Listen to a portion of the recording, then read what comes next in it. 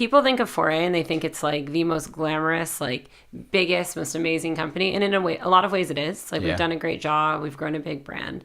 But, there's so many challenges we face along the way. We're still facing right now. Like every startup goes through this, every company, every entrepreneur. It's like we said, it's like you're going to get knocked down. It's how you pick yourself back up. It's like just never losing the hunger, being super passionate and like learning from your failures and growing from that. That's like the true key to success for sure. Purpose in the Youth. Purpose in the Youth podcast. Welcome back to the Purpose in the Youth podcast.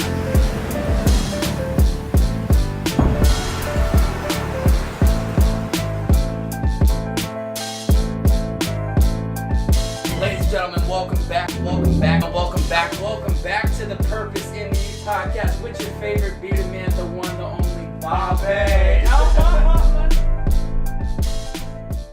Ladies and gentlemen, welcome back to the Purpose in the Youth podcast with your favorite bearded man, the one, the only Bobbbaaaay. Today in the house, Tiana Haraguchi. Yeah. How are you? I'm great. I'm excited to be here. Thank you for coming all the way up from Marina Del Rey.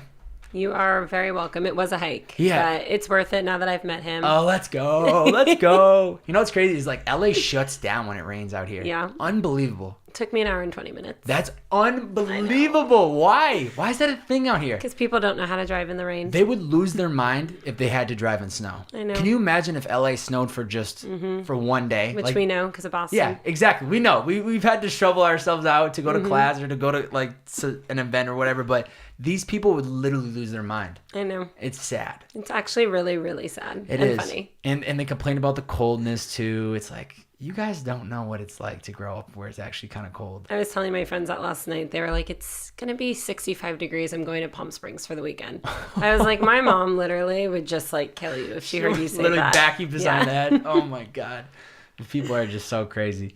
Before we get into like the story and everything, kind of Foray, like it seems to be doing great. Yeah. You see, you're a successful entrepreneur living in LA. You're co-founder, CEO of Foray, a business.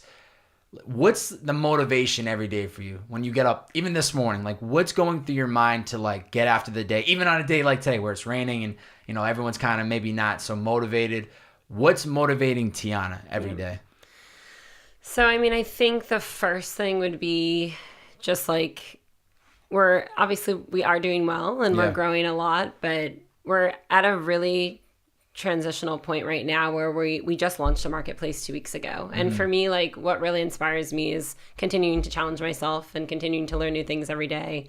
And my employees, they inspire me every day. Yeah.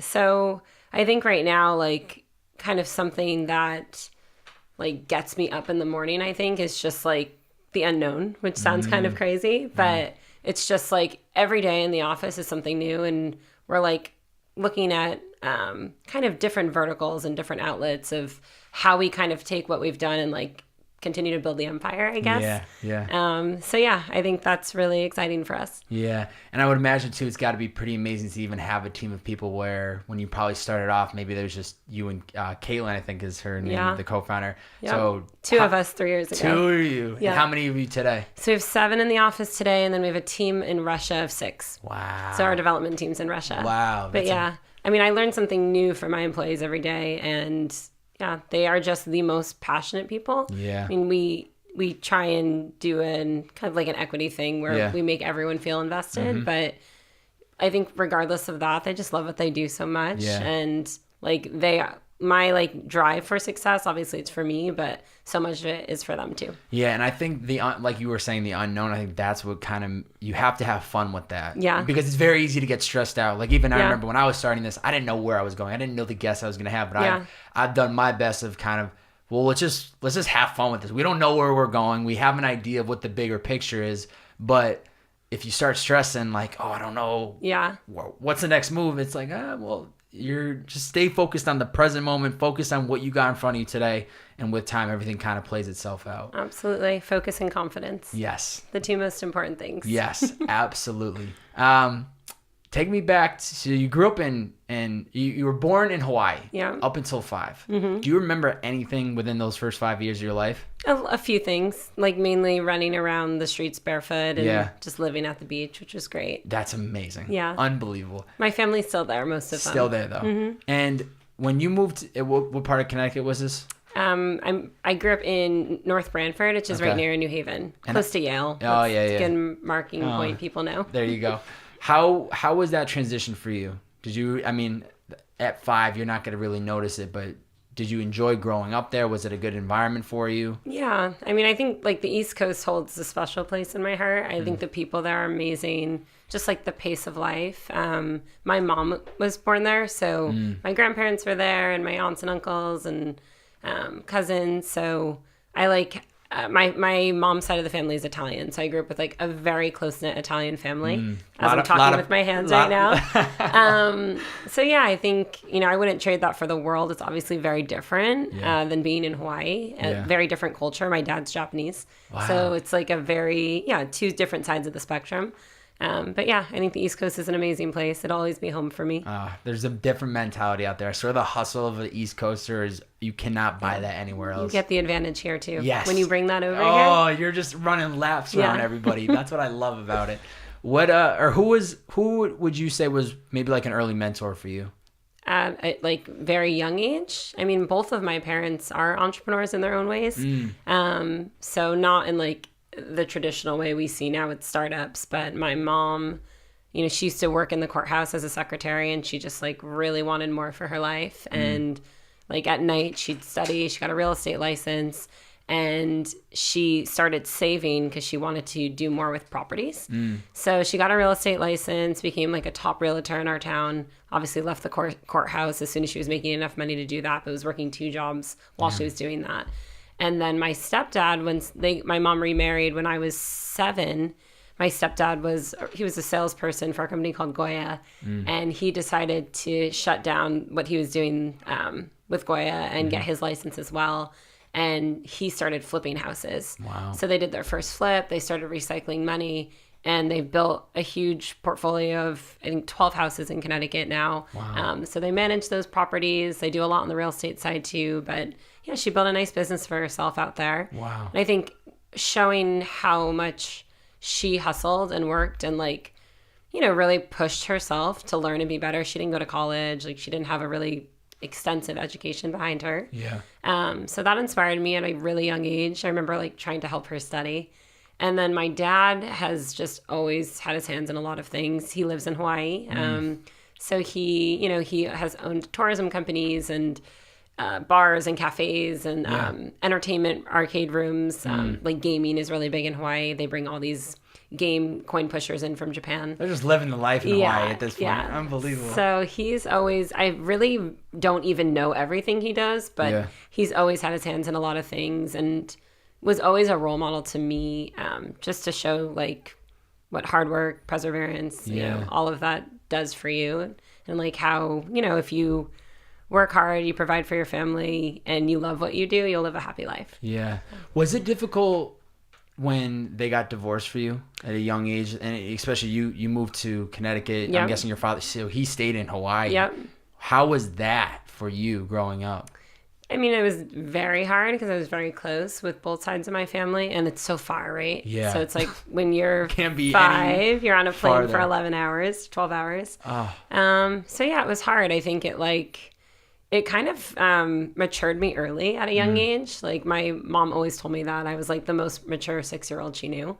Because it forces you to grow up a little quicker. You have to like try and comprehend and process things faster. Yeah. But I actually attribute a lot of that to my success now. Yeah. Because it's just like it's like a disciplinary thing, I guess. Yeah. I feel like a lot of people, they don't really wake up until they're like 18 or 22, and now they have to start paying bills or they have to put responsibility on them, where that might have been for you. It sounded like you kind of had to start taking, not responsibility, but these were real life things that were happening, and that you can't just...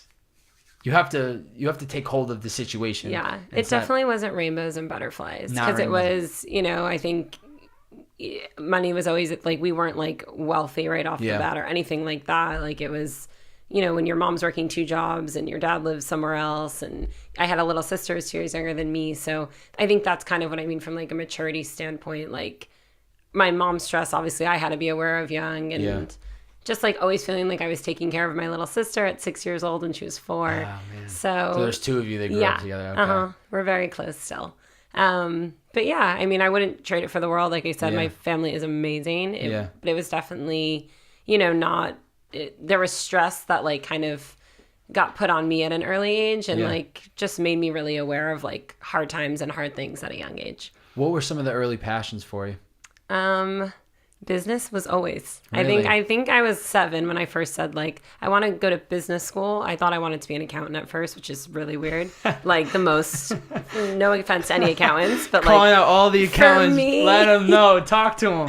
For me, like I think back now and like that just wouldn't have been the right path for me. Yeah. But yeah, I was always fascinated with the idea of building businesses and how they worked, and like I don't know, trying to understand how all the pieces came together. Yeah. Obviously, at like 7 or 8, you don't think too You don't really know about it. too much. Yeah. But yeah, I mean, I think like I wanted to be a business owner from the time I was young. And that's why I'm guessing you ended up going to Bryant then. Yes. Because of the business background. Exactly. Shout out to Bryant University, the Bulldogs. Funny story, long before we get into the Bryant part. I actually one time was visiting friends at Bryant, and I didn't think about it, but I wore my Bentley long sleeve. Can't do that. People were not happy. No. I was in the gym too. I'm like, wait, this is the biggest flex of all time. I should not be here. Because it looks intentional. It looks, a little douchey. Definitely douchey. I didn't want to say it, but like for sure the biggest douche move I've ever made at my college career. Yeah. If I walked up to Tiana that freshman year in the beginning of that fall, and I was like, Tiana, what's the game plan for when you graduate college? What do you think you would have said? I wanted to be in finance and an investment banker. That's what you wanted to do. I did. Why? Yeah. Because I was like, this, for me, I wasn't super entrepreneurial yet at this point in my life. I was like very motivated, very driven. I was always really like conscientious in school. Not super naturally smart, just like always tried really hard, studied a lot. You know how to beat the system, Exactly, essentially, right? Yeah. And I was street smart. Like that's something I've learned from my dad's side and my mom as well. You know, they knew how to turn a dollar into something, and not always in like the most cookie cutter clear ways. Yeah. So I think, when you are conscientious combined with street smart, you are a little entrepreneurial to begin with. I didn't really realize that yet. But yeah, I wanted to be secure. I wanted to be stable. I wanted, I knew I could make a lot of money in that industry. And yeah, I graduated with a degree in finance, and I did eventually. I started out in corporate. Yeah. So I worked, in my first job, I was working as a global cash specialist for Brown Brothers Harriman. So that was just kind of a stepping stone. Yeah. And then I transitioned to another company doing investor relations. And, that's when I kind of got my first experience just talking to more high power, high profile people. And, actually really quickly learned that wasn't for me. But what was interesting going back to college is it's actually bad why I joined this organization. But entrepreneurship organization. It ended up changing my life.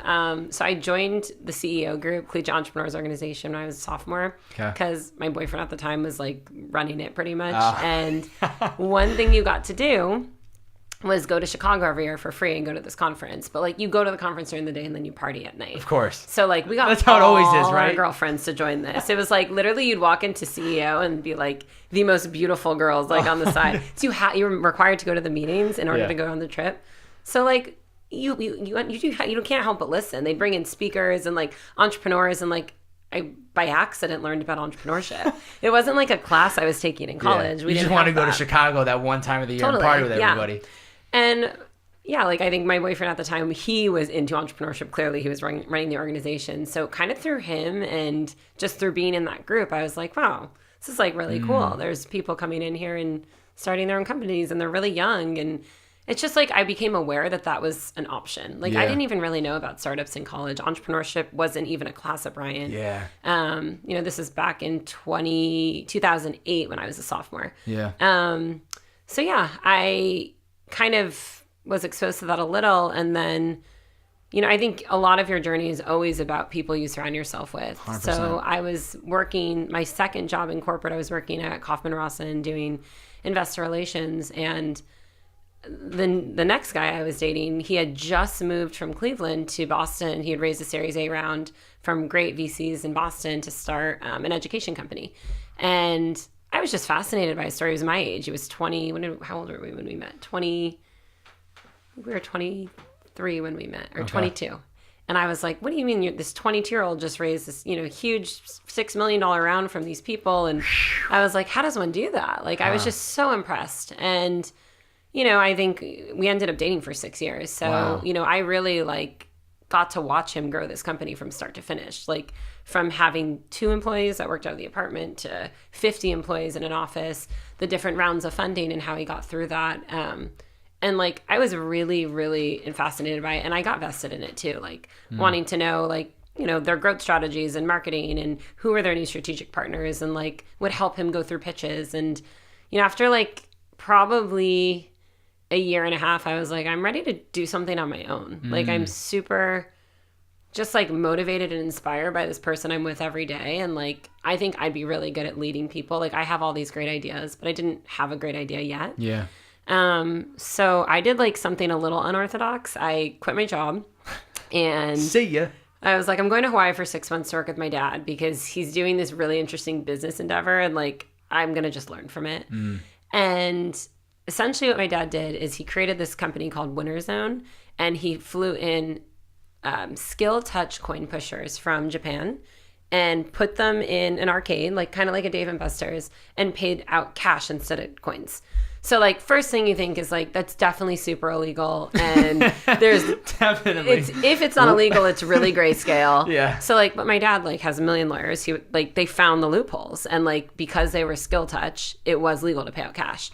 So, I mean, this thing was printing money, this one machine. And he was like, should we expand them? What should we do? So... I was like, yeah, I'm going to come out there. Let's open more. And I'll figure out how to do marketing and management for the company. And, I'll spend 6 months helping you legitimize this because I've never managed a team.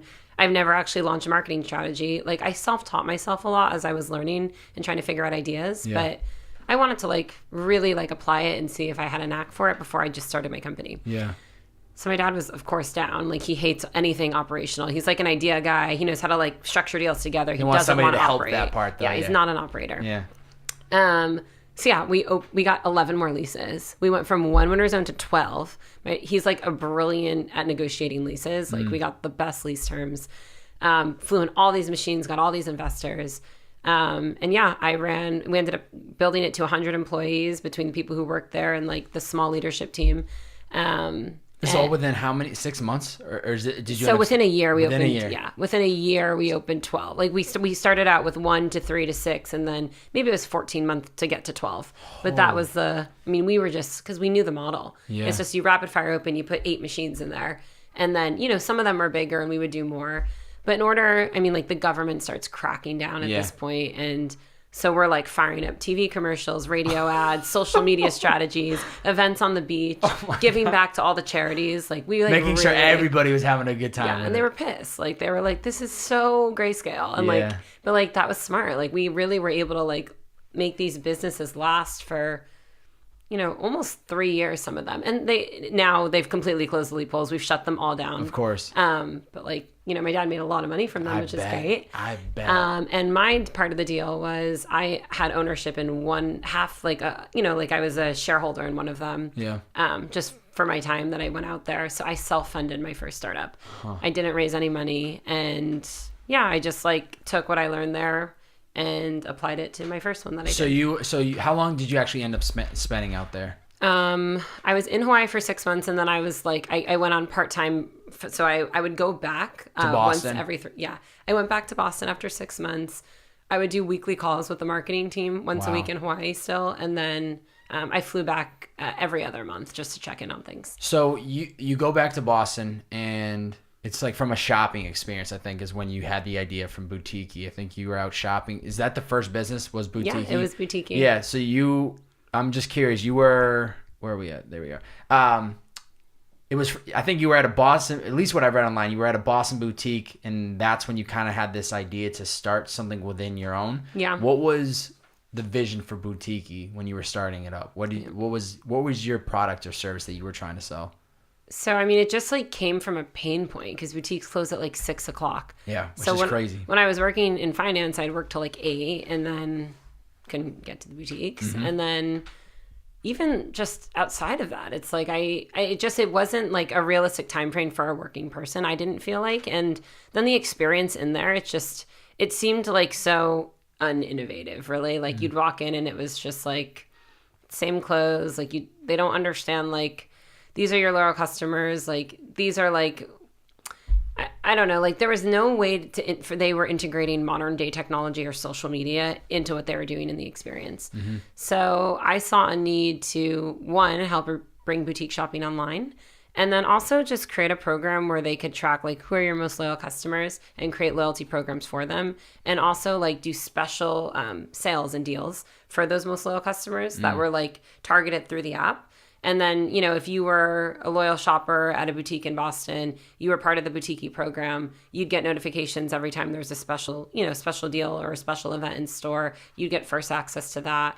You go in the store, you see things you like, you don't end up buying it there. And then, you know, maybe you go on a week later and decide you want it, but you don't want to go back in the store. You can just buy it online. So that was kind of like the 360 experience I was trying to create for boutique shoppers. How did you feel when you first started it up? Like, were people on board with it? Did you kind of have to like really try to sell it, or did people kind of understand the concept and were sold on it? Yeah, they understood it. I mean, it was really hard to kind of like, because they're not like marketing managers, right? Yeah. Like boutique owner usually does their social, their marketing. They maybe have like one employee who helps like hang things. Yeah. It's not an organization typically. So, I mean, I think we were doing it as a freemium service at first, and then we were just going to take a percentage of sales and eventually implement a SaaS fee. So at first there was no like barrier to entry. It's like, just try this. And one strength of mine has always been garnering a great network of people together. So, you know, I went in there personally and signed our first 10 stores, and I made sure they were the best 10. Wow. And then use those 10 as like, you know, a kind leverage. of an anchor and leverage to get the other 90 that we got on. Another 90. Yeah, we got 100 on, which is crazy. That is so clear. It started in Boston. Was that all in Boston? Connecticut and Massachusetts. Yeah, all throughout Massachusetts. Wow. We ended up expanding. I hired 3 employees. They started off as interns, and then, you know, we ended up making them more full-time employees. Yeah. Actually, one of them is still with me today at Foray. She moved. No way. But yeah, I mean, it was an experience. I thought I knew a lot at the time. It's like I look back now and it's like some of it's super comical. Like, you know, I didn't look at market opportunity enough. I didn't understand like the importance of margins and like based on the market opportunity, like how viable the business was, if it was something that could be a lifestyle business, if it should be venture backed.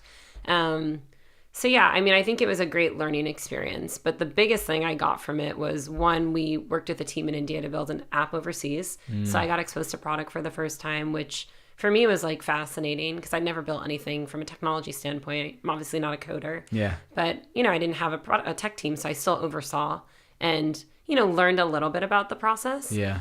And then, you know, I think just like understanding the importance of community, I learned a lot about that. The boutique community was really strong. And I started using social media influencers in Boston who all had full-time jobs. It wasn't like a thing yet there, you know, but they had 15, 20,000 followers and they'd be able to drive traffic into events and mobile app downloads. So I like got exposed to that industry and was like fascinated by it. Yeah. Because that was probably, when was this, like 2014 almost? So this is way before that wave kind of comes in. It was just starting. Yeah. Wow. In LA, it was like starting to like pop off. And in Boston, it still doesn't really exist. Yeah. They don't even know. Yeah. But yeah, it was a really, I mean, everything like happened for a reason, and it exposed me to the industry that I ended up being most passionate about.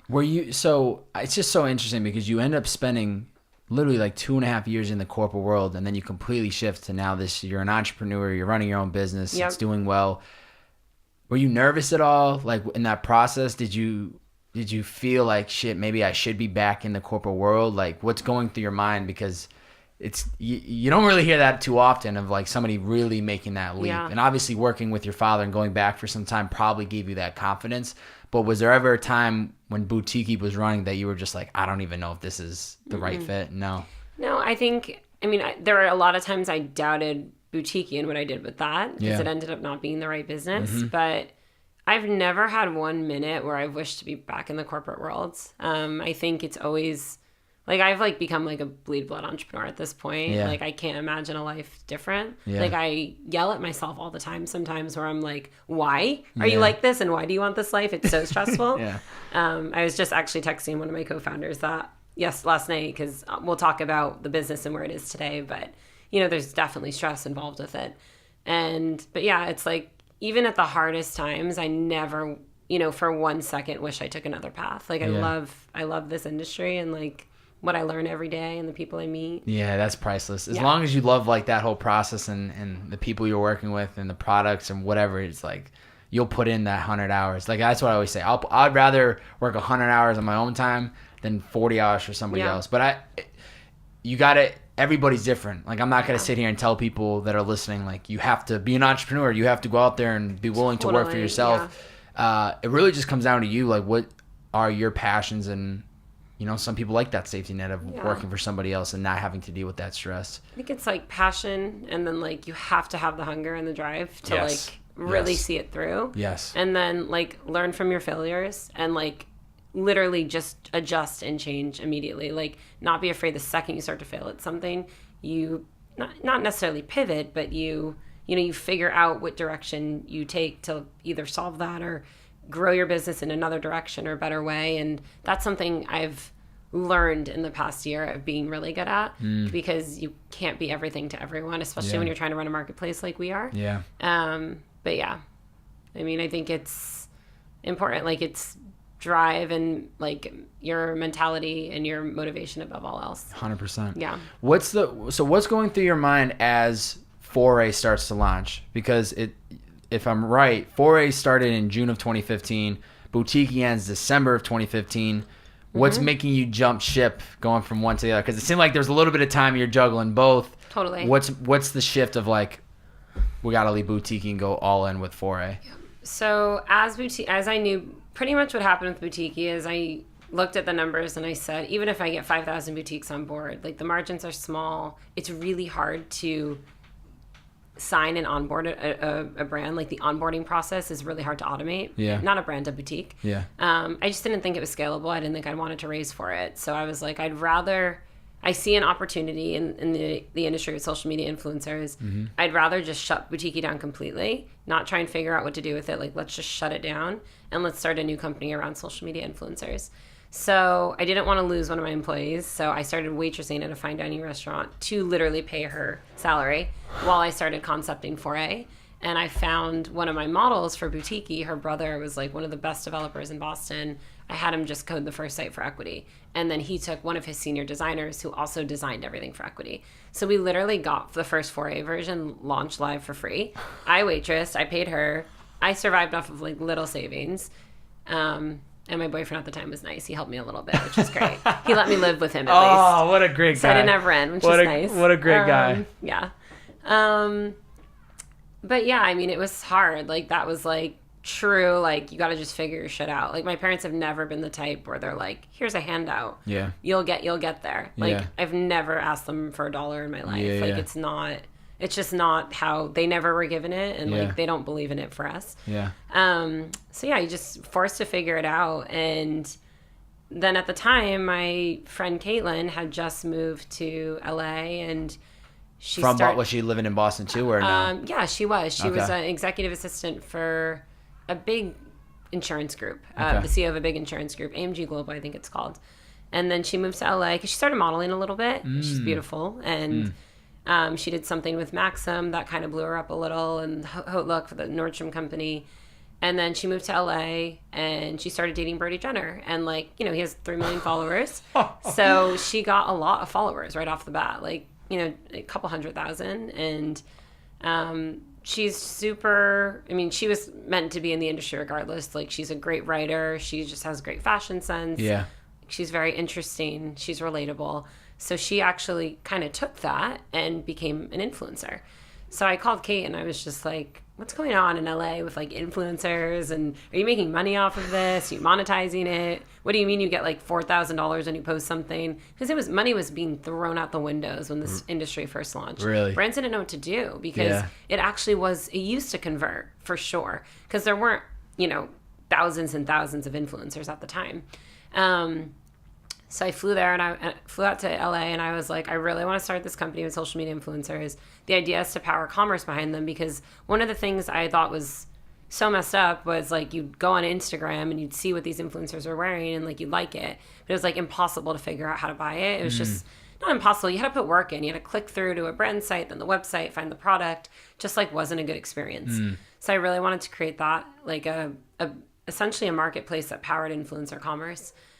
I didn't know any influencers though that were relevant. So I was like, listen, I can't be like an email in an influencer's inbox. It's like, I'm starting this cool platform, do it with me. Yeah. Like they get hit up by everyone. Yeah, nobody's going to say yes to that. So I was like, join me, be the face of the company. You know, you can be like a silent partner. I don't need you to do essentially the day-to-day operations. But I think to like really build the business, we have to launch with an agency. And I need you to be super involved in that, because you're credible. Your friends are going to follow you. And then we can create an essentially an effect where, you know, we can be this cool girl gang of influencers and make other influencers want to be part of it. So we launched the first experience. I moved to LA. Were you nervous about that, or had you been a little interested in LA?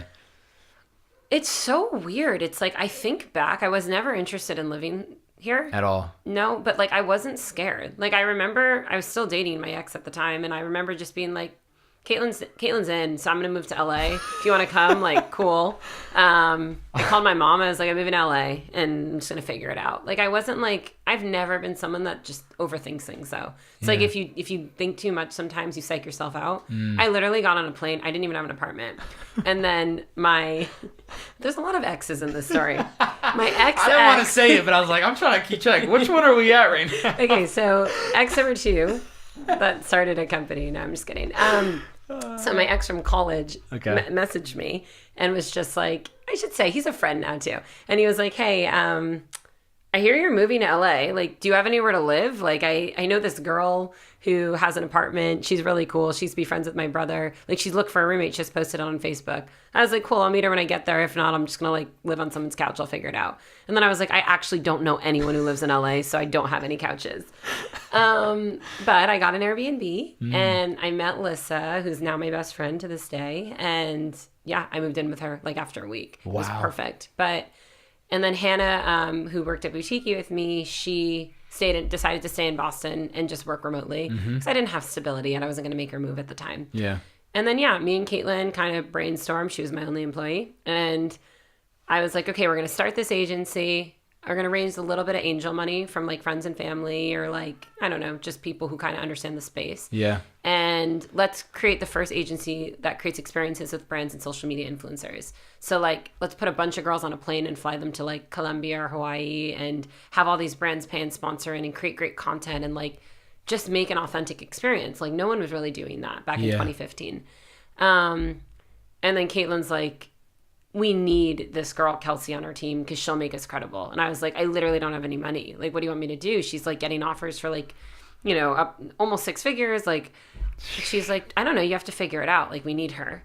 So we gave her a job offer before we closed any angel money, which was ridiculous. I told myself, I was like, you have 3 weeks to close an angel round, or if not, this girl's going to start and have no paycheck. But she had another offer on the table. Ended up closing, $150,000. It was just like her salary plus a little bit of mine and like whatever. We just figured it out. And she ended up being like the best first hire. She just brought credibility. She understood branding, like how to stay elevated, how to be creative. And that's something I knew nothing about. Yeah. So we were a really good team, the 3 of us initially. Like, they helped me a lot. Like I'd find the brand sponsors, I'd sign the deals. But they would tell me, these are the girls we need to invite. Like, these are the types of presents we need on the bed. This is the presentation. This is the itinerary. Wow. So together we created like this really cool experience and we started making money on it because, at first it just covered our expenses. And then I was like, wait, we have so much reach with all of these girls. Like, we can start charging a lot more money to brands to be part of it. So we grew the agency and we did that for like the first 6-7 months before we really started to put a presentation together to raise venture funding. And Coachella was like our big coming out moment. Always. Another amazing story. So Caitlin, she's always like, she's my business partner that like, she just reaches for the stars and tells me, figure it out. I love it. Yeah. I mean, I hated it at the time, loved it after. She's like, we're doing Coachella this year, and this is the house we need. I was like, okay, it's $85,000 for the weekend. And she was like, yeah, but it's the best house. So and we need to have the best party because that's going to be like our coming out. So I was like, okay, like, do you want to front the deposit? 85 grand. For 3 days. I was like, do you want to front the deposit? And she's like, sure, but like, you have to make sure you pay it back. And I was like, all right, I'm going to just go sell a bunch of brand deals, I guess, try and figure it out. Put the deposit down. I have no money closed at this point. We have like maybe 2 months to do it. So I'm like emailing every brand, like the Muscle Milks of the world, Arizona Iced Tea. Like, it doesn't matter. If you're a brand with money. We just need money. But we had a great girl staying at the house. So I at least had a great like presentation to sell. We ended up closing to the dollar exactly how much money the party would cost plus the house. And like we were closing deals up until 1 day before. So it's like the most stressful thing I've ever done. But like we garnered like, I forget what it was, 50 million impressions on social media from that party. It was like a huge, huge party. And it was wildly successful. We had tons of PR that came from it. And we were able to take that PR press along with like our PowerPoint and our, you know, the site that Jared and Eleni helped me make back in Boston. And I went out with an idea to create this marketplace and was able to raise a pre-seed round off of that. Wow. Yeah. How like these girls that are coming to these parties, like what was the value for them coming and being part of Foray in the beginning when you didn't really necessarily have the money to offer? Or was it because you were just taking the money from the brands and giving it right to them? Just the experience, like being with really cool people. I mean, we made sure it was very luxurious, everything we've always done. Yeah. Like our brand has stayed elevated because if you come to a Foray party or you're on a Foray trip, you know you're going to be like treated to the nines and have a 5-star experience. Like we have chefs and, you know, housekeepers and beautiful gifts and presentations and just like always like great, like successful, credible, beautiful people around. Like it's a nice experience. People enjoy. Yeah, man. And I saw the recent pictures of the gala that you guys had done, and it seemed like that was incredible. Best event yet. Really? It was so great. Is it a lot of process to like planning something like that too, I would imagine? It's hell. Oh my God, it's hell. It's hell. I saw and you had the it was the Foray Oasis too, which is pretty cool. I saw some of the pics from that. Man, there's just so much. It's so cool to hear. Like it sounded like you had taken so much of what you had learned from Boutikey and just reapplied it to this. For sure. Knowing how to like how did you know that to raise or like how to pitch angel investors? Like what was going through your process in that stage of like my ex-boyfriend? The ex, I mean, I watched him raise for 6 years, and like I mean, raising capital, it's like the most horrible thing to go through. Like you learn so much, but like it's a grueling process, and like you have to be so determined, and you have to like rejection is like not a thing. Like you can't have any fear of rejection. Like you get rejected over and over and over. You almost have to like take it with pride when it happens, or like you won't get through it.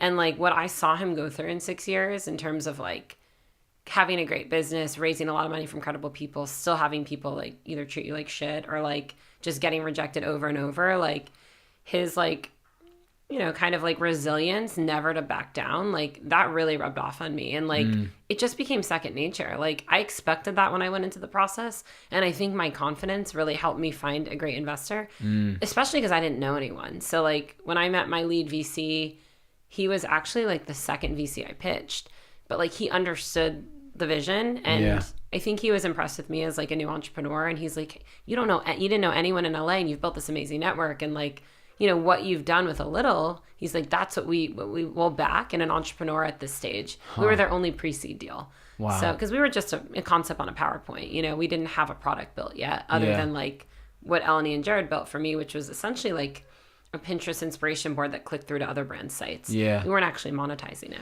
Now, was it, were you like pitching because there was really no other option? Like we need to get money to get this going or was it just trying to speed it up? Because you always hear you can either go that route of trying to find money, or you stay patient and just keep your head down and make every dollar count. Like why for you raise money versus let's just try to build this and keep this our 100% owned? Yeah, it's a good question. So it's interesting because the agency was actually starting to become profitable at this time. We had it launched for almost a year. And when I met my lead, he kind of sat me down and was like, just so you know what you've done with your agency, like this is a good lifestyle business for you. You own 100% of it. Like you can just continue to grow it. And eventually if you can like recycle profits and, you know, build technology, then that's a route you can go.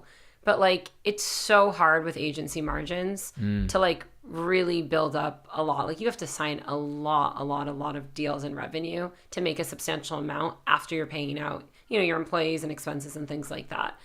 And technology is expensive to build. You know, it's like, I felt like without at least $1 million, I don't know how I get there. Wow. But it was hard because it's like, as a pre-seed company, you lose a lot of equity because your value. I was going to say, they're throwing money at you and they don't even know if this is even going to take off or not. And I paid for that for sure. Like, they own a lot of my company, my investors. But to me, like, what it came down to was I was like 27 years old at the time, almost 28. And I was like, to be able to be in like the 2% of startups who actually can raise venture capital, never mind being like a woman in that kind of number, like the access of people I'll be exposed to, the things I'll learn running a venture-backed company, like, you can't trade that, you know? Like, I definitely can run an agency with my eyes closed. If all else fails, I'll go do that. That's fine. Like, I'll make money. I'm not worried about that.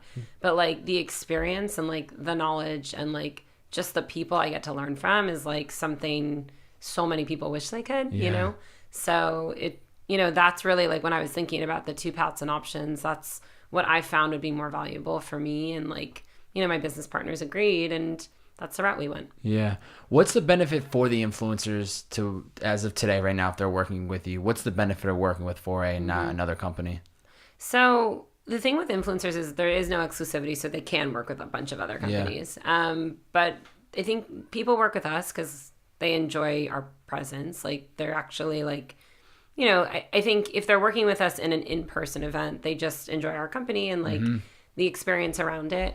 If it's just a deal, like, we send them like a paid posting campaign, a content creation campaign, or I don't know, let's say they're an influencer on our marketplace, then it's payment of some sort. Like, you know, I think we're credible enough where they want to associate with the brand. And then we do paid deals on like one-off basis. If a brand comes to us, we'll still do that on the agency side. I have one person running the agency. Like, you know, an example is someone like Movement will come to us and say, you know, I need to launch sunglasses for her. Here's my budget. Split it between 6 influencers and help me get the content created. Wow. Okay. That actually was one of our clients. Oh, see, that's how I met them. Oh, that's crazy. Yeah. Man, that's funny. That's how you guys end up getting connected. Then. Yeah, I invited them they came to our holiday gala last year. Wow. And actually, no, Brandon introduced me to Jake at first. Okay. And I've been best friends with Brandon for like 10 years. And him and Jake had the same bank, and then the banks were like, "You guys should meet." Oh my God, the banks are hooking these guys up? Yeah. Jeez, I need to get tapped into this bank, wherever this is at. I think it's Chase Bank, but I don't know, I'm not positive. Brought to you by Chase. Send me some money, Chase. You guys are getting so much PR right now from this. And then Brandon was like, "You got to meet Jake," vice versa, because they were doing a lot with influencers, and their influencer strategy has been brilliant from day one. Of course. So yeah, we met, and then they started integrating into some of our events, and then we helped them launch Movement for her sunglasses. Wow. And why? So you guys are more of an agency, which is changing my mind of how I looked at Foray. Why online do you guys have so much options for people to buy products then? Is that we're more of a marketplace now. Now, okay. The agency actually, only comes into play twice a year when we do Coachella and the Gala. And then we represent 3 influencers that we manage. So we deal with their inbound interests and all of that. Yeah. And then if we have an inbound from a brand, we'll take the deal. And I have one girl who does those. Wow. So I don't do like outreach anymore for the agency, really. It's more like if a great deal comes on our lap, we're going to do that for sure. Yeah, if it makes sense. Yeah, because it's good additional revenue and it's good for brand building. And I always look at it as a funnel for the marketplace. If we can pay more influencers and make them happy, then we can say, hey, when you're done with that collaboration, we also have this platform you can join. Yeah. The marketplace just launched 2 weeks ago. Wow. No, I'm sorry, 2 months ago. 2 months ago. Oh, so this is brand new then. Yeah. Oh, man. How's it been, you think, so far? Very challenging. Yeah. I feel like real talk's always the best talk. Yeah. So we initially, what's interesting about our path of building technology is we were so strong in the agency and relationship building. Like, I don't have a technical background. Once again, I did bring on a third co-founder, Allison, to help run product, which was great. But even with $1 million, you don't have a lot of budget to build a product. I bet that goes quick, huh? Super fast, yeah. So we worked with a development team that one of our investors hooked us up with. And they were also a startup and raising at the same time. And, you know, we went through a 9-month process with them. And the week that we were supposed to get our product delivered, there had been a lot of hiccups along the way. And like, we were confused as why we weren't seeing more progress. But, you know, the guy building it was very, very credible and smart. And so was his team. And kind of just said like, hey, listen, we know what we're doing, obviously. So you guys will get a great product. Huge learning experience. Like, never let anyone tell you they're smarter than you, and they'll like, you need to see progress every single day when you're trusting like another company with your entire company's future. So pretty much, long story short, we were supposed to launch this a year ago, and a year ago we got the product, or like 9 months ago we got the product, and it was 60% complete and broken in a lot of ways. Wow. And, you know, we obviously escalated to our investors, and we were like, this isn't, I don't know what to do. I was like, we're almost out of money. You know, we don't really have a product. And, you know, on our credibility, you know, they're, at the end of the day, it's like, you don't care about that. You just care you don't have a product. And what are you going to do to survive? And how are you going to get a product back to market? So we've ramped agency, you know, started spinning out profits through that. I went out and raised a bridge round from my internal investors. I got a new dev team in Russia. Oh my God. And we took a prototype of what they gave us pretty much, and we gave it off to the dev team. So it's helpful when you have a prototype to work off of. Yeah, something, a starting point, right? Exactly. It's not just wireframes, where it's a lot harder to like mess things up or make it more complicated, especially with the language barrier. Yeah, but with handing over a prototype, a lot did click and work. There was a lot broken, but we just had to kind of map out exactly what those changes need to be. And we gave them impossible deadlines. We were like, we have pretty much this much money, like not a lot. We need this done in like 6 months, and it needs to be amazing, because like, this is my second shot at this. And they crushed it. They did, like, huh? Yeah, I mean, my co-founder, Allison, did a great job with managing that team. You know, she's on calls with Russia every morning at 8 a.m. for hours. The time difference too, I would imagine. Was miserable. Oh my God. She told me, she's like, literally, we're never doing this again soon. Like, she's been up every day for 2 years at 8 in the morning. But yeah, we got a product to market, and, you know, I think what's been interesting is, so one thing's change and shift, right? So it's just timing of influencers, how many there are, like, it's a very saturated market now. So the conversion rate isn't the same, because consumers, it's like banner ads now. Like, you're blind to banner ads. They're out every single day, every single influencer. Yeah, like, consumers are starting to be blinded by influencers. Like, it's only the ones they really relate to that they're actually being like influenced by now. Some of them, they're kind of just looking because it's interesting. But like, you know, when this industry first kicked off in 2015, people would buy anything influencers wore, because it wasn't like this huge industry of thousands of people. Now everyone wants to be an influencer in LA. So it's like brutal. So what we have to do is, you know, really so what we did is we launched our marketplace 2 months ago. We onboarded 250 influencers from our relationships, 38 brands that we've worked with on the agency side. And we created a 3-sided marketplace, which is really cool. The first side of it connects brands and influencers. And essentially, when you go on shopforay.com, everything you see on the platform, an influencer has their own view where they can buy that stuff, but for $0. So if you add something to cart as an influencer, and you're in like a special login on our back end, you can add 10 items to cart from 10 brands, hit checkout. And what that does is trigger a request to all those brands saying like, hey, influencer Caitlin Carter wants to work with you. And if the brand likes Caitlin, they'll accept all of that, and Caitlin will automatically get all that product shipped to her house. So we've like automated the way they collaborate. Wow. And we've also built technology that integrates directly with each brand Shopify. So it's seamless drop shipping. Wow. So like, you know, they don't have to like write a note to their pack and ship and be like, hey, ship this to Caitlin. It goes through as if it was an order on their Shopify, and then right through to their 3PL who's shipping. Wow. So that process we've really automated for brands and influencers. It's sticky. They love it. We had over 1,000 requests go live between brands and influencers last month. The whole idea is, instead of paying an influencer up front to create content and promote it, only pay them when something converts. So Caitlin gets those 10 items. She can style them. She can shoot them. You know, she can do a post on our Instagram saying like, swipe up to my storefront. All these looks are now for sale that I love. This is why I love them. And we do a really interesting rev share where we take 2 to 3 times higher than traditional affiliate companies. But we cut in the influencer obviously generously. And then the brands also get to keep that content and reuse it on their social, web, and emails. So they're, once again, only paying for that content and exposure when a conversion happens. But they're willing to give up these high margins because they're paying that, and when they sell to like Revolve or Shopbop anyways. So they have the margins to play with. So we've really like, our goal was to like adjust the model of how brands and influencers work together and really hold influencers accountable for conversions. Yeah.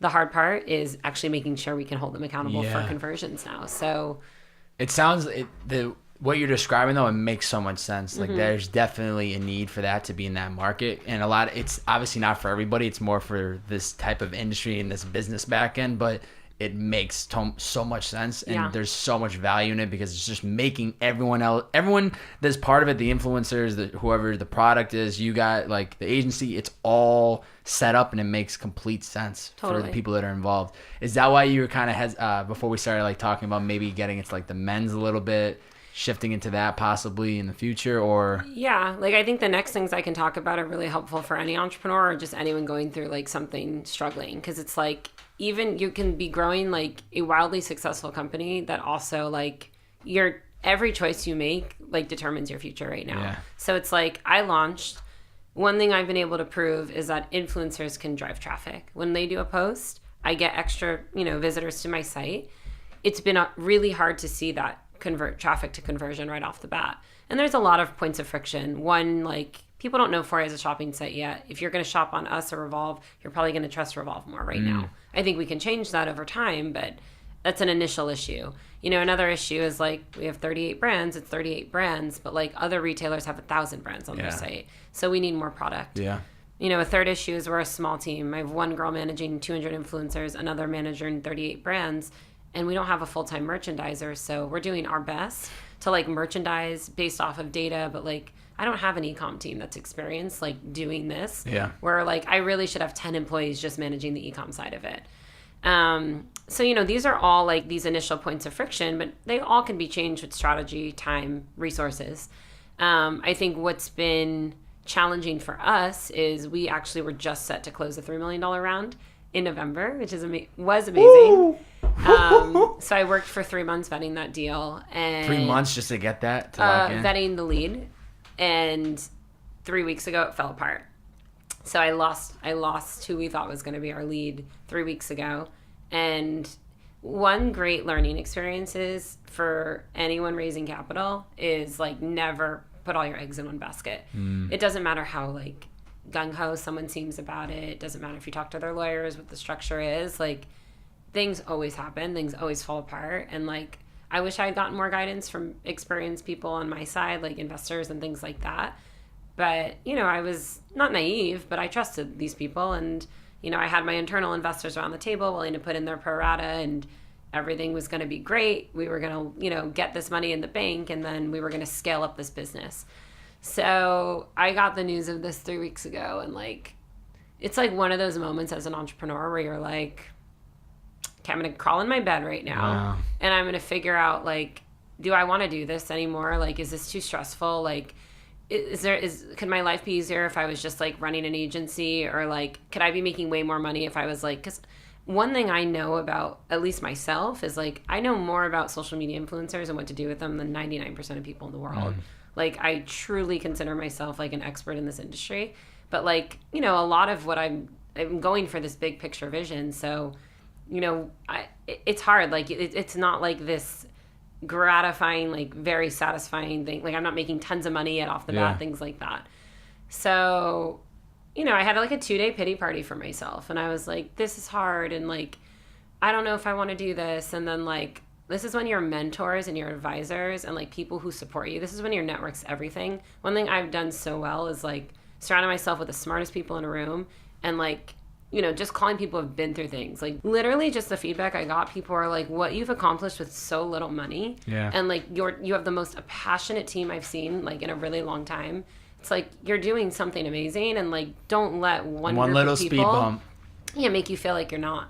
And it was the first time in my life I've like ever even let anyone get to my head, I think, because it just like it felt so heavy. But yeah, like I had like 4 conversations that picked me right back up, and like it's crazy. You get so motivated. Yeah. Like I've literally done, I don't think I've like slept more than 4 hours the last 3 weeks. Like I'm doing like 4 investor pitches a day right now. Wow. We've decided to go another path where we're going to bridge to a big round again. We're going to just raise maybe like $500,000 to $1 million just to like prove out certain metrics of exactly what we need to do to show metrics that I'm very confident we'll get to. Yeah. But yeah, I've done these 4 meetings a day. We have half of it closed already. And like, it's just like the fire I feel right now is like 100 times more than it was, before I found out that news. Yeah. And sometimes you need that, like kind of just like kick you back into reality. And like, I don't know, like it makes you think about things you could have done better. And like, how you can learn from that. Because like I consider that a failure. Like it's not my company failing, but that's a failure on my end. Because you wanted it to go through. You didn't go through. Yeah. And it puts my team in a harder position. It makes our growth slower. So we'll get right back on track. I have no doubt about that. Like, January, we're set to close what we're raising now, and then we can still scale up the way we want to. But it was a really great learning experience for me. Yeah, it sounds like it. The timing is crazy because I had did a podcast recently with somebody, and he had made a comment about like there are these moments, right? Like, so you said about yourself, you had like this 2-day pity party, you feel bad, blah, blah, blah. And then you start talking to a couple people and you're like, okay, I need to actually change this around. But it's like, that's the whole thing is how do you have to, we go through these moments where it's like shit happened. Yeah. Like you couldn't control that to a certain extent. Like you gave everything you could give. The people for whatever reason pull out, they don't want to do it. How do you take that energy of like, this sucks. Do I really want to be an entrepreneur? How do you reverse that, turn it into a missile and fire back and then keep moving forward? Totally. And those are the moments that I think define you as an entrepreneur. Your back's against the wall. You got no other options. You want to move forward. You know that's what you want to do. So now it's like trying to stay positive through it, but also making sure you're talking to the right people that are fueling you. Like I'm always sleeping 4 hours a night because I want this. I know exactly what I want. But yeah, there's got to be so many lessons. Like just to hear somebody talking about, we're raising $500,000. We tried for 3 minutes. It's crazy because I've never really been in a room or had somebody talk about that type of stuff, and it's a good problem to have, right? Like it's definitely a good problem to have. It's a good problem. Like we have so many people around us that believe in it, and like to me, it's like life's gonna knock you down. It's like how you get back up, and then it's just being like it's all mental. Like you I have to psych myself out every morning right now to like get through these 4 meetings a day, and like still trying to find some balance in like a social life and like. That's my next question. You walked right into how is the balance for you? Yeah. Like, are you kind of treating every day as like I'm only working X amount of hours, or how do you balance for you? It's a good question. I kind of felt like everything hit at once. Yeah. And for me, it was like, okay, I know just throwing myself into work and only work is not going to make me happy. Like, work is my entire life. It feels like that. But like, if you don't have balance, like there's no way to achieve happiness, like true happiness. So, my balance isn't the same as someone who works a 9-to-5's balance probably, but like I force myself to do things like at least see my best girlfriends every other week right now. Even if I don't want to go on a date, I'll go on like 2 dates a month. Okay. And it's like, I just like, it's not things like I necessarily in my mindset, I'm like every waking hour of your minutes is best spent on work, but like that actually mentally wears you down so much that I get like re-inspired by like just being with friends or being with my family, like laughing at a movie. Like, yes. Yep. So I like kind of have like set out time now in my life to just like make sure I'm seeing friends, seeing family, dating when I can date, and doing also like just things I love from a hobby standpoint. Like I hike once a week now. That helps me a lot. Yeah. Planning like a ski trip because I think that'll be like really great. And, like run. I love running. So, running at least 3 times a week, 4 times a week.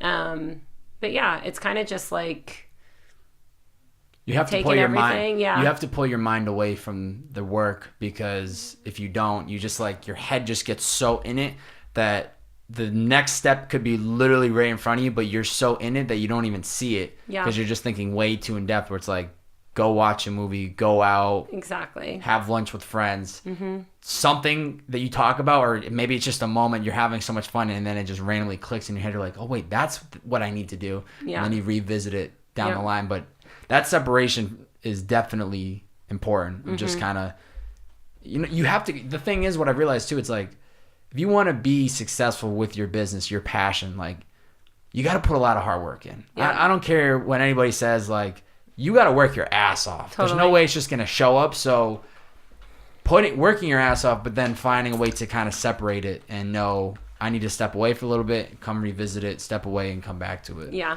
But I think it's just a game that we all kind of play and try to figure out what works best for us. Because what works best for you might not necessarily work best for me. Yeah. It's typically like things outside of work that like re-inspire me. Yeah. I find, and like just people that like reset me and re-energize me. I'm very extroverted, so like right there with you. I get, like when I'm down, like people are what bring me up. 100%. So yeah, it's just finding the right balance. And like, if you're one of those people who just does nothing but work and then you have no one to share your success with, it's really sad. Yeah. So, find great people you want to surround yourself with. Yeah. I have great friends, the best friends. Yeah. What would you say is your best advice for young entrepreneurs? Because I definitely have a lot that are listening or people that might be interested in starting their own. Yeah. What's top advice you'd give them? Yeah. So I think the first thing is understanding the market. Like I think a lot of people have like great ideas, but I think like obviously what we're talking about with everything here is like it's life consuming when you do this. So like make sure there's like a great opportunity and like whatever the dream is or the company you want to build or what you want to follow. So I'd say like, just like really doing the research and understanding the opportunity there first. And then I think the second would just be network. Like, I don't think I'd be anywhere without my network. From day one to now, they've gotten me through every step of the way. And it's because like this is a lonely game. It's a lonely world. Like, even though I have tons of other friends who are entrepreneurs, it's, it's hard. Like you feel like you're fighting and going through this by yourself. So just having people around you that understand what you're going through, and like you're not going to have the experience as a first-time founder, sometimes even a second-time founder, of like what you need to do in certain situations. So opposed to trying to like literally take on everything on your own, like just having those people to like bounce ideas off of and get feedback from saves you so much time and heartache and like just stress, Yeah, it's super important. And the thing is too, it's I think it's important within that network, have people that do a little bit of different things because then there's some value that can be brought to each other and conversations that maybe you wouldn't have necessarily thought of or had. But I think that's the beauty of what I've been building. I'm like just building this massive network of all these different people where it's like somebody brings up, oh, I need to do this. I'm like, oh, I got somebody for that. Nope, I need somebody for that. Yeah. I have a question about this. Oh, I can call this person, But the network I think that's the most crucial part is building the right network of people. But doing for the right reasons, not like, oh, I'm building it with this person because I know I can get this out of them. Yeah. Kind of just respecting what they do, letting them know, and then also just kind of letting it sit and let it naturally grow. Because I think a lot of times people overstep when it's like, absolutely, let's calm down a little bit. Yeah. Like we just started this relationship. Let's let this naturally grow. Yeah. I read in an Instagram caption you had. Love the Instagram caption. Love this too. Love this.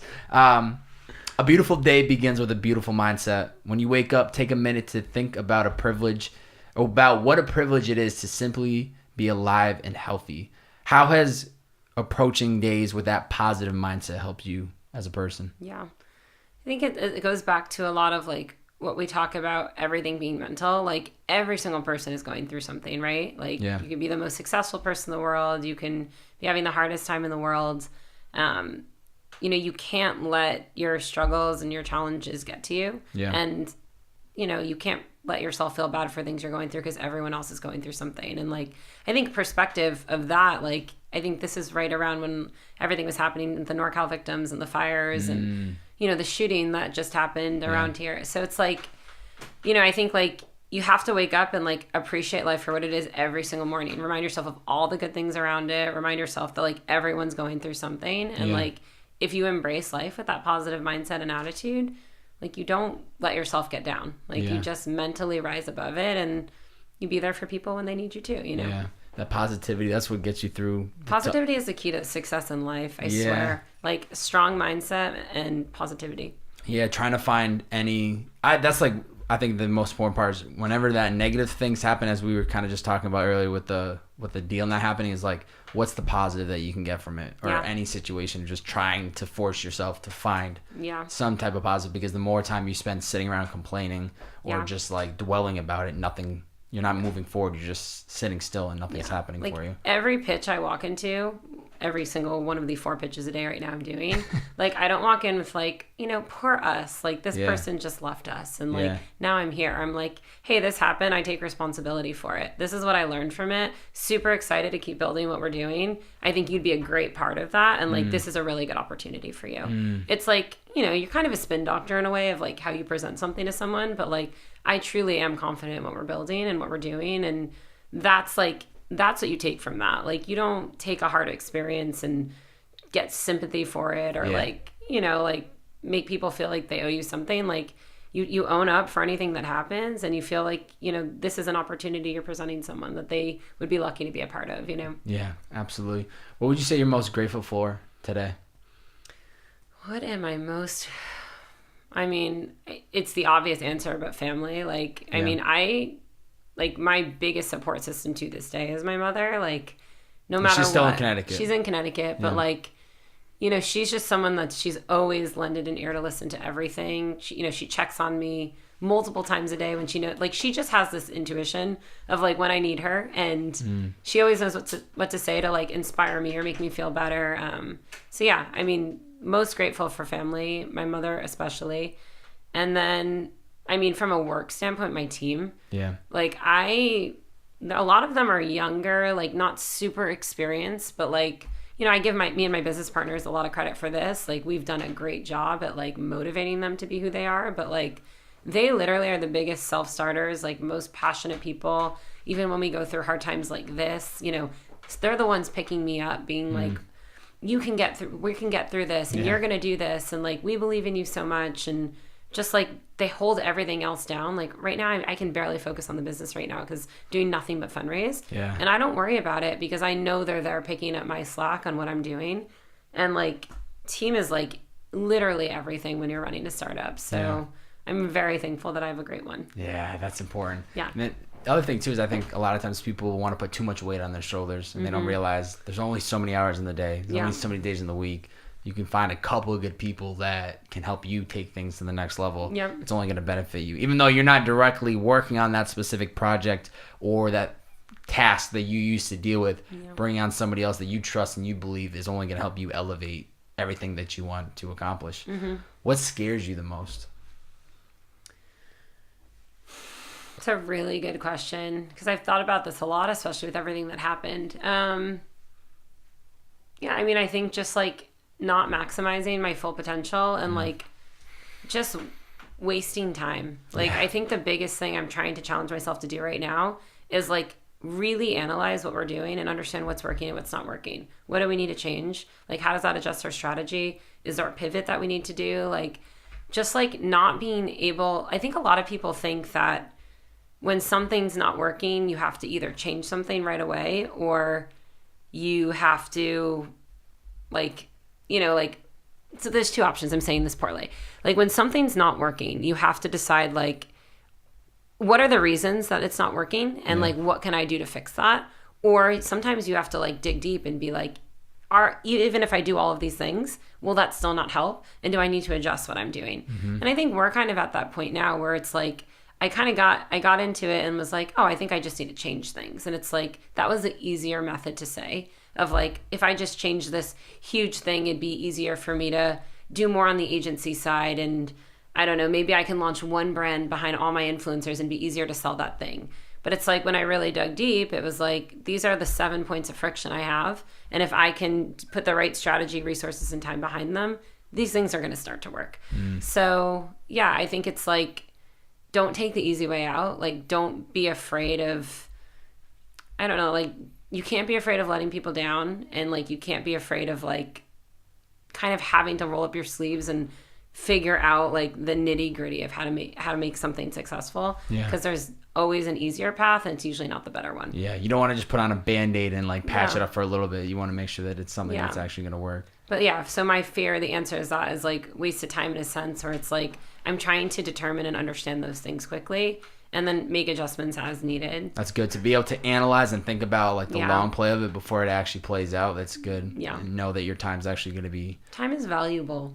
I just turned 30. I got to figure this shit out. Yeah. Time is definitely... I'm gonna be 25 next week, and I still feel like I'm just like...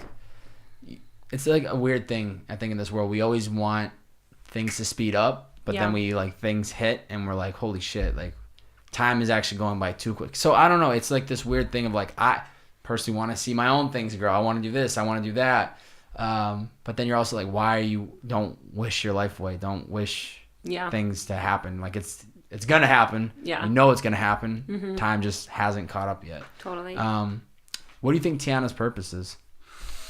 What is my purpose? I mean, I think like what I found that I really love is like the network effect that I've been able to achieve with my team is like a really, really special thing. Like I think what I'm really good at is like getting people together and inspiring them to do like bigger things. Yeah. So I think like that's like where I want to see my life end up, whether that's like maybe in venture capital, like supporting other female entrepreneurs or entrepreneurs who are like inspiring change or something like that. Like I want to do more with people and helping them realize their true potential and like empowering them to do that. Yeah. And you made that comment earlier about when I asked you though, what scares me the most, not reaching my full potential. You right off rip, you said that, and in my mind I'm like jumping because that to me is like, that's what it's about. Like trying to push yourself to that full potential, whether it's making sure you're eating the right foods or working out to, like our bodies are an engine, you know, like you got to treat it and feed it the right things and maintenance it. Otherwise, you're not going to be able to really see what your full potential is. But that to me is everything. Is like, you can reach your full potential. You can't really be mad with how the kind of the cards play out. Yeah. Before I get into the closing questions, this is when I reverse the role. I allow my guests to ask me any one question. It could be about something we talked about today, something you want to know about me. Only rule, it cannot be a question that I asked you today. Okay. You've asked me a lot. Mm-hmm.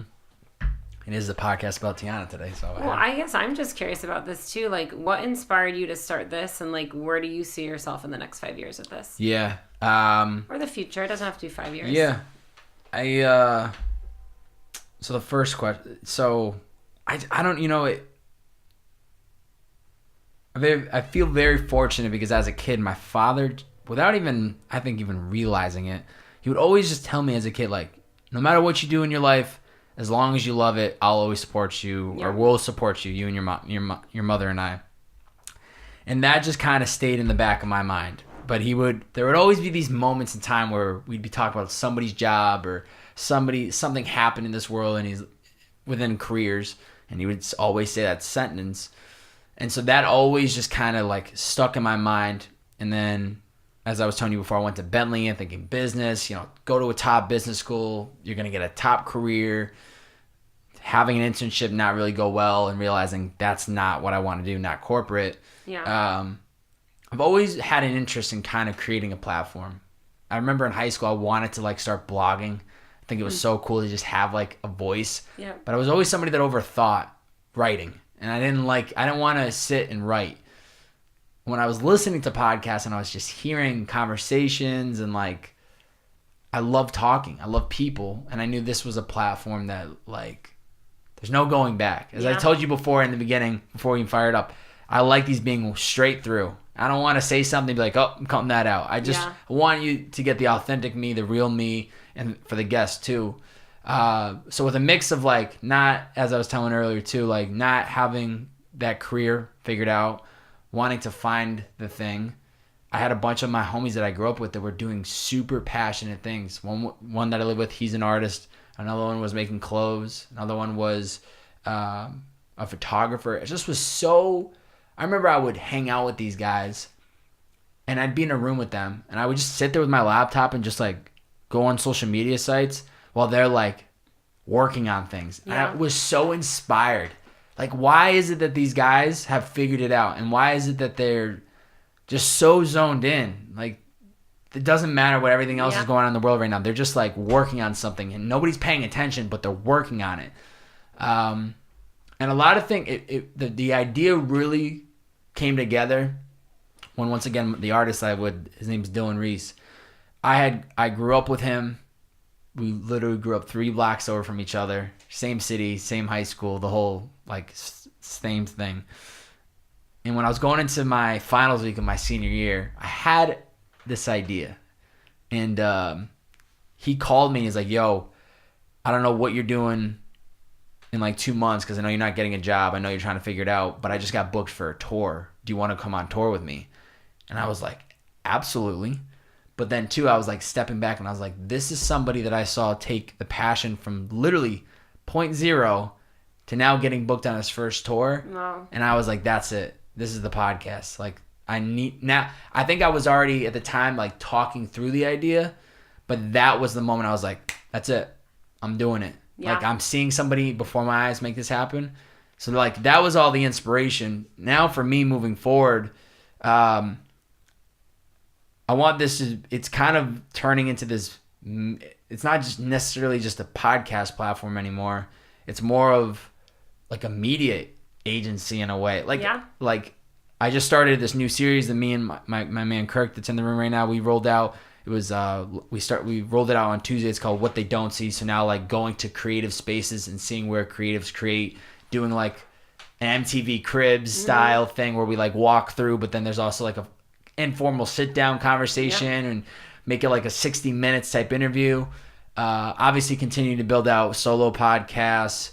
I've messed around with a couple group episode podcasts, do more of those, kind of just continue to build a platform that is just passionate people. They love what they do, share out the stories, getting DMs and text messages from people from all over the world. I had somebody last night text me. They're like, yo, I literally was in China listening to I had a layover in China. I slept on the floor and I listened to your recent podcast and it got me fired up. Like, whatever. It's just like hearing things like that. It worth it. It's like, wow. I literally started this in Boston. I was living in Boston, and it's just crazy on how the internet works, where if you just stay consistent enough with something, it doesn't have to be a podcast, doesn't have to be an agency, or you're selling clothes, it doesn't have to be anything. If you just stay consistently posting stuff and kind of putting the word out about what you're trying to do, it gets out there. The right people find it. So I just keep running with it. I don't know exactly where the next 5 years is going to be, but if I can get to a point where I'm producing content daily and it's different things, solo podcasts, group podcasts, episodes where I'm bringing on guests, or this new series, and just content that people love and I enjoy creating with passionate people, I'm good. So we'll see. It's been a crazy journey. Like, I wish I had videos of like when I first started, because it was just, I wasn't doing anything of what I'm doing now. But it's usually the case. It is usually the case, right? Like, it's the same thing as what you were talking about earlier about Boutikey, of like it's comedy to look back on like the decisions you were making, you're like, what was I even thinking? But it's the whole growth process that I think is it helps give you confidence of like, this is how far I've come. The unknown, where we started at the beginning of the conversation of just like not knowing, that's what keeps me going. It's like, I've seen what I've done. I know what I'm capable of. How can we apply this, keep moving, and just kind of see what happens next? Constant learnings. Constant learnings. Closing questions. Sure. Where can people find you on social media, and where can they find Foray on social media? So I'm at Tiana _Haraguchi, my name. Foray is just at Foray, Foray. And I mean, anyone listening who is a female, definitely shop foray.com.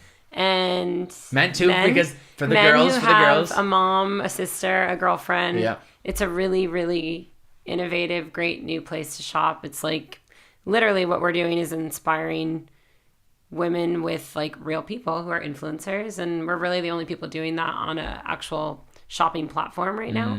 So definitely worth checking it out. Before I ask the final question, thank you for coming in today. You're welcome. I'm inspired. I think people are going to very much relate to this. I think something that I took away from this podcast is just kind of the hustle, and kind of just, I have a vision for what I want, and the willingness of like committing to it. And even when things aren't going the way they should, or when we don't know what the next step is, just staying consistent and just pushing through and knowing that it's going to pay out and tricking yourself and being positive and just and believing that you have the ability to believing in your own potential. Yeah. And I think that's very obvious from your story and kind of what you shared today. So I thank you for taking the time and being part of this. And yeah, my closing of that would just be like, I think people think of Foray and they think it's like the most glamorous, like biggest, most amazing company. And in a way, a lot of ways it is. Like we've done a great job. We've grown a big brand. But, you know, there's so many challenges we face along the way. We're still facing right now. Like every startup goes through this, every company, every entrepreneur. It's like we said, it's like you're going to get knocked down. It's how you pick yourself back up. It's like just never losing the hunger, being super passionate and like learning from your failures and growing from that. That's like the true key to success for sure. Yeah. Last question for you. What's the best 2 to 3 pieces of advice you'd give to somebody that's listening today, hasn't found that passion, hasn't found that purpose out just yet? What's the best 2 to 3 things you say they do? So they haven't found their passion yet. It's a hard question because I think it's different for everyone. Like I try and think back about like to find your passion, it usually comes from a need of something that like touches you or like touches someone else. So I would like challenge someone to figure out like if they don't know exactly what they'd be passionate from a company standpoint, like what is it in life that like touches them in a special way or someone around them. And I don't know, like, I think also just like really trying to figure out what you're good at and what makes you happy. Yeah. That's like passion stems from happiness, right? So it's like, I mean, I think there's too many people who go through life like just for stability, security, or a paycheck. And I personally feel like all of your happiness stems around like your work passions because it's like the epicenter of your purpose. It's like what we talk about, purpose in the youth. Yeah. So I think it's important for people to like find that purpose and passion. And, you know, maybe you can't do it in your job. Maybe you are part of a 9-to-5 and you're comfortable with that structure and stability, but there's other things that you can surround yourself that like help you feel that passion and feel that purpose. But yeah, I think it's important that everyone finds those things that like drive them or make them feel excited. And if it's through your work or if it's through a hobby, like make sure you like challenge yourself to keep doing them. Amazing. Yeah. Tiana Haraguchi, thank you for coming in today. Thank you for having me. It was great. That was amazing. We'll catch you guys next time. Bye. See you.